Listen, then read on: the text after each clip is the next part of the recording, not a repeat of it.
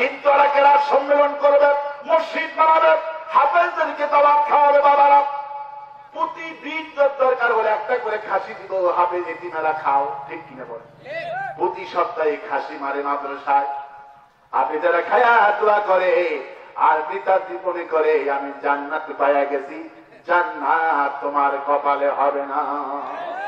তুমি কেরাত সম্মেলন করে দিয়ে জান্নাত হবে না।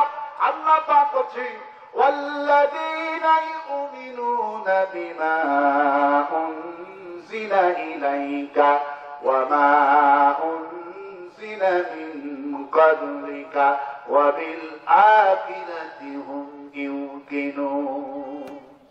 ইমান যার দাবি করছো এই কোরআন প্রতি মানানো, শুধু কালেমা পড়ছো জান্নাত হবে না, কোরআনকে জীবন ব্যবস্থা মানতে হবে। শুধু কেরাত সম্মেলন করে মাহফিলে 2000 10,000 টাকা দান করলে জান্নাত হয় না, এই কোরআনের সমাজ ব্যবস্থা চাইতে হবে। কিন্তু হাফেজদের বলে হাফেজেরা মাদ্রাসার বিল্ডিং করে দেওয়া ভালো কথা, কিন্তু রাজাকারদের মতো সাইদি সাহেবের মতো দান তোমরা না হও। আর সাইদি সাহেব যদি পীর শাস্তেন, কি শাস্তেন? আল্লামা সাইদি রাজকে পীর শাস্তেন, বিশ্বাস করেন বাংলা যত পীর আছে সবচেয়ে বড় পীর আল্লামা সাইদি হতো। সবার চাইতে তার দরবার বড় গরম হতো। এই কথা সত্য না মিথ্যা? যদি মুরিদ বানাতো এমপিরা তার মুরিদ হতো, মন্ত্রী মুরিদ হতো, প্রধানমন্ত্রী থেকে শুরু করে রাষ্ট্রপতি ভবন পর্যন্ত প্রশাসনের কি এসপিডিসিরা তার হাতে মুরিদ হইত। কিন্তু মুরিদ তিনি বানায় নাই, তিনি বানাইছে এই কোরআন দিয়া সমাজ রাষ্ট্র গঠনের জন্য তিনি কাজ করেছে। আর যদি তিনি কোরআনের যদি সমাজ ব্যবস্থার কথা না বলে শুধু কেরাত সম্মেলন করত, আল্লাহ তাকে যে কণ্ঠ দান করেছিল, যেই কণ্ঠটা সূর্য যেখান থেকে উঠে আর ডোবে এই কণ্ঠ ততদূর পর্যন্ত চলে। সে একটা এমপি সাহেব গোলাম মাওলা সিরাজ আমাকে মাহফিল এসে বললেন, আমেরিকায় 130 তলাতে আমি লিফটে উঠতেছি, দেখি 130 তলার মধ্যে আল্লামা সাইদির ওয়াজ বাজতেছে। আমার ভাইয়েরা, আমার বন্ধুগণ, ওরা শুধু কেরাত সম্মেলন করবে, হাফেজদের বলে তোমরা কোরআন তেলাওয়াত করো, যত বিল্ডিং লাগে, ফ্যান লাগে, এসি লাগে করে দিব, কিন্তু কোরআনের সমাজ ব্যবস্থার কথা করে লা আজআলান্নাকা মিনাল মাসজুনি, আমি তোমাদের জেলখানায় ঢুকাবো। আওয়াজ ঠিক, আওয়াজ ঠিক। কিন্তু আল্লাহ পাক দেখিয়ে দিয়েছেন প্রকৃত পক্ষে যারা ইমানদার, যারা প্রকৃত পক্ষে কালেমার যারা দায়ী, এরা ফাঁসির মঞ্চে যাবে, অবৈধ সরকারকে মানতে রাজি নাই। তার জীবন্ত নমুনা হলো ইমাম হোসাইন রাদিয়াল্লাহু আনহু। কে না জানে জান্নাতের ইমাম। আজকে যেখানে যাই বলে হুজুর সাইদি কি আর বাড়াবে না, মামুনুল হক কি আর বাড়াবে না, আমির হামজা কি আর বাড়াবে না, আজহারি কি আর দেশে আসবে না। আমি তাদেরকে উদাহরণ দিই, শোনো। সৈয়দুল শাবাবিল জান্নাহ আলিল জান্নাহ হাসানুল হুসাইন জান্নাতের সর্দার, জান্নাতের তারা সর্দার হবে, যুবকদের জান্নাতের সর্দার হবে। মা হল নারীর সর্দার আর ছেলেরা হলো জান্নাতের সর্দার। শুধু আমার হুসাইন অবৈধ সরকার এদিন জনগণ তাকে ভোট দেয় নাই, অবৈধভাবে ক্ষমতায় ছিল। ইমাম হুসাইন বলছে আমার জীবন যাবে কারবালার প্রান্তরে, রক্ত দিয়ে ফতোয়া লিখে দিব, প্রয়োজন হলে কালেমার জন্য জীবন দেওয়া ফরজ। মিছা কথা কয়া দুনিয়ার জন্য তাদেরকে এক মুহূর্তের জন্য ভোট দিতে রাজি না। মুসলমানের বাচ্চারা বাঁচার জন্য যখন জিজ্ঞেস করে হুজুর কোন দল করেন, কয় সরকার যেই রকম আমিও সেই রকম। আমাকে পুলিশ জিজ্ঞেস করছে হুজুর আপনি কোন দল করেন, বললাম আমার দলের নাম হলো ইসলাম। আজ আল্লামা সাইদি 1 সেকেন্ড জেলখানায় থাকবে না, তাকে প্রস্তাব দেওয়া হয়েছে হয় বাহিরে চলে যাবেন, নইলে এই দল বাদ দিয়া বাড়িতে বসে থাকবেন। আল্লামা সাইদি একটাতে রাজি হয় নাই, বলছে আমার জন্য বাংলাদেশে আমি একটা সেকেন্ডের জন্য এই দল এই কোরআন থেকে বসে থাকতে পারবো না। কালকেই মুক্তি হবে।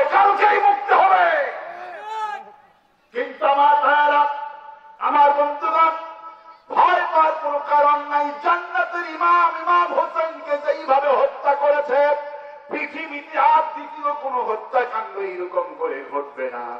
নবী পরিবার, যেই পরিবার আল্লাহ বলেন ইয়া আইয়ুহাল্লাযীনা আমানু সাল্লু আলাইহি ওয়া সাল্লিমু, আমার নবীর প্রতি দরুদ পড়ো, তার পরিবারের প্রতি দরুদ পড়ো। সেই আহলে বায়াত কি নিষ্ঠুর আচরণ করেছে ইবনে জিয়াদ সেনাবাহিনী প্রধান, কি নিষ্ঠুর, এরা নিষ্ঠুর, এদের কপালে জান্নাত হবে না, এজিদের সৈন্যরা জাহান্নামী, এজিদের সমস্ত পুলিশ বাহিনী জাহান্নামে যাবে, এজিদের মন্ত্রী পরিষদ জাহান্নামে যাবে, এজিদকে যারা সমর্থন করেছে যারা জাহান্নামে যাবে, কারণ জান্নাতের ইমামকে হত্যা করার জন্য ষড়যন্ত্র চালিয়েছে।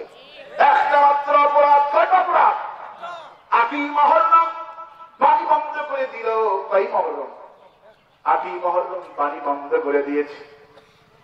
9ই মুহররম সন্ধ্যার সময় চিঠি লিখেছে সেনাবাহিনী প্রধান, তাবুতে চলে আসলো চিঠি, আজকে তোমার শেষ রজনী, সিদ্ধান্ত না আমিরুল মুমিনিন মেনে নিবা নাকি? ইমাম হোসাইন মিটিংয়ে বসে গেলেন পরিবারের লোকদেরকে নিয়ে, সবাই তাবুর মধ্যে সিদ্ধান্ত নিল আমরা জীবন দিব, কিন্তু অবৈধ এজিদকে আমিরুল মুমিনিন মানব না।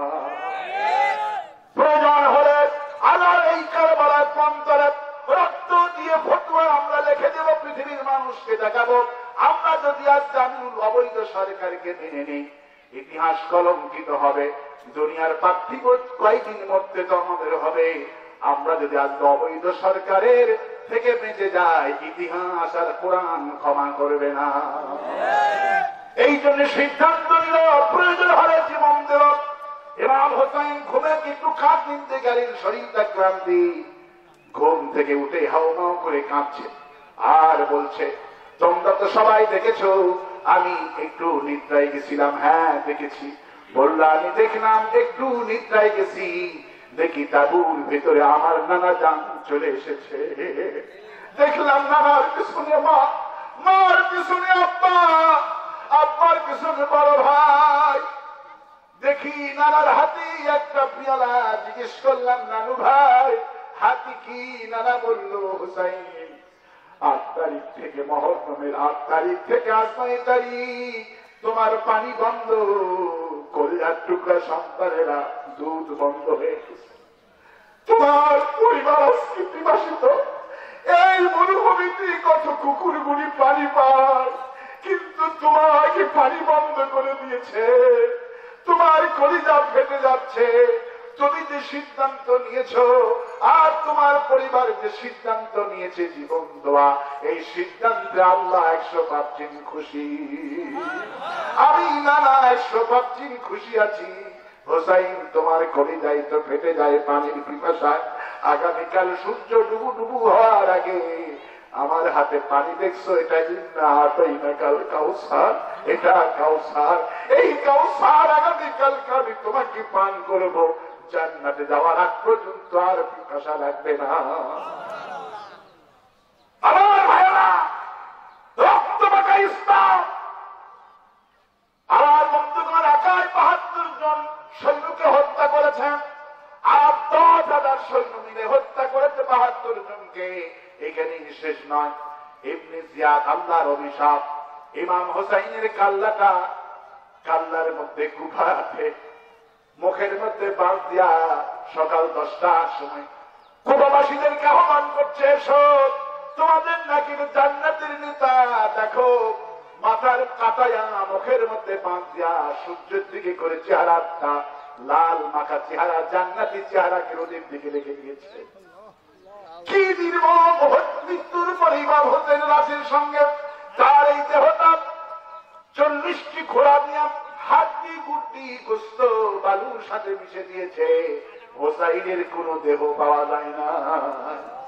আমার ভাইরা, এই কাল্লাটা 72 জনের কাল্লা 3টা বস্তায়, 72 জনের কাল্লা, ইমাম হোসেনের কাল্লাটা বের করে সেনাবাহিনীর প্রধান আল্লাহর অভিশাপ ইবনে জিয়াদ সূর্য থেকে ওদের মধ্যে রেখে দিয়েছে, আর চতুর্দিকে লোকদেরকে ভয় দেখায়, তোমাদের নেতাকে এইভাবে রোদের ওপরে আমি শুকাচ্ছি, মুখের মধ্যে বাদ দিয়ে যদি ইমাম হোসেনের পক্ষ অবলম্বন করো তোমাদেরকে এইভাবে আমি কাল্লা কেটে সূর্যের দিকে রেখে দিয়ে দিব। জনগণ চোখের পানি ছাড়ে। ওই মাল্লাদি থেকে বাস থেকে ইমাম হোসেনের কাল্লাটা নামায়া ইতিহাস সাক্ষী দেন নাই একটা ধারার অস্ত্র নিয়ে আনা ইমাম হোসেনের কপালি আর ফটি গর্দানে যখন খোঁজ মারে, জীবন্ত মানুষের রক্ত যেমন বাড়ায়, এক সপ্তাহ পর এইভাবে রক্ত বের হয়। যায়েদ রাদিয়াল্লাহু আনহু 92 বছর বয়সে একজন সাহাবী বেঁচেছিলেন। তিনি আর সহ্য করতে পারলেন না, আল্লাহু আকবার বলে বলে আমার প্রিয় দর্শকেরা, তোমরা এতক্ষণ ধরে যে খেলাটুকু দেখছো, ইবনে জিয়াদ এই ঠোঁটের উপরে চাকু দিয়া খোঁজ মারে, গর্দানে খোঁজ মারে। আমি যায়েদ দেখেছি হাজার হাজার বার বিশ্ব নবী এই ঠোঁটে চুমো খেয়েছে। আর সেই হুসাইনের মৃত্যুর পরেও তার ঠোঁটের উপরে খোঁজ মারছে চাকু দিয়া। আমার ভাইরা, আমার বন্ধুগণ, সেই নরপশুর, সেই হিংস্র, সেই জাহান্নামীর কীর্তের উত্তর শরীরের কলজাটা এত প্রসাদ। আমির হামজা 2 বছরের বাচ্চারা আল্লাহর কাছে ফরিয়াদ করে, আমির হামজা জেলখানায় কান্দে, আল্লাহর অভিশপ্ত ধ্বংস হয়ে যাবে।